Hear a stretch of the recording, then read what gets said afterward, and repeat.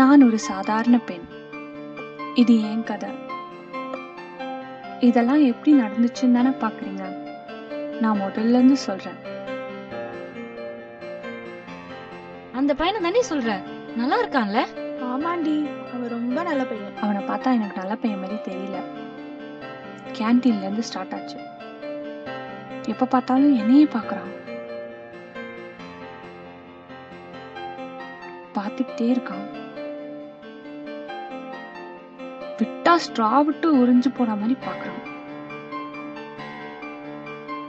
Hi காமிக்கிறான். நான் என்ன தப்பு பண்ணேன் என்னையே பார்த்துட்டு இருக்கிறதுக்கு? நான் ஒரு பொண்ணுனா பாக்கணுமா?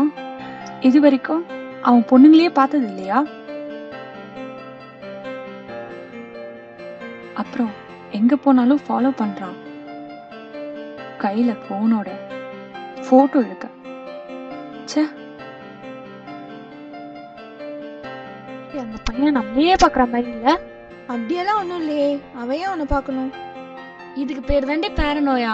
எல்லாம் நம்மளே பாக்குற மாதிரி நம்மளே இமேஜின் பண்ணிப்போம். யாருமே என்ன நம்பல. போனை நான் கிளாஸ்லயே வச்சதுனால திருப்பி போய் எடுத்துட்டு வரலான்னு பார்த்தேன். போகும்போது அவன், உண்மையை பாருங்க, இதுதான் நிஜமாலே நடந்துச்சு.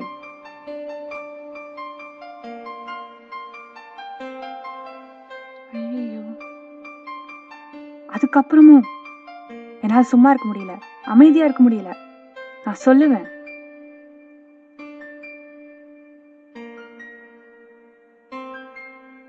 ஏய், அவனை பத்தி தெரியுமா? தெரியாமல அவனை போய் கம்ப்ளைண்ட் பண்ணிட்ட. பெரிய இவளா நீ? ஃபியூச்சர் நினைச்சு பாத்தியா? நீ பாட்டுக்கு போய் ஸ்ட்ரைட்டா கம்ப்ளைண்ட் பண்ணிட்ட. நான் என்ன பண்ணுவேன், நீங்களே சொல்லுங்க. நான் பண்ணது தப்பா? யாருமே என்னை ஏன் மதிக்க மாட்டேங்கிறாங்க. எல்லாரும் என்னை பத்தி தப்பா பேசுறாங்க. நான் என்னதான் தப்பு பண்ணேன்? ஒரு பொண்ணுனா இப்படி அனுபவிக்கணும்னா என் தலையில எழுத்தா விதியா? சொல்லுங்க. என்னடி இவ இப்படி பண்ணிட்டா? நம்ம எத்தனை தடவை சொல்லிருப்போம் அப்படி பண்ணுவா நான் கொஞ்சம் கூட எதிர்பார்க்கவே இல்லை. என்ன சொன்னா என்ன? உதவுங்க தயவுசெய்து. ஒரு பொண்ணுக்கு கை கொடுங்க. ஒரு பொண்ணுனா அமைதியா இருக்கணும்னு கிடையாது. யாருக்காவது இப்படி ஏதாவது பிரச்சனை வந்துடுச்சுன்னா தயவுசெய்து உதவுங்க. அவளை ஒதுக்கி வைக்காதீங்க.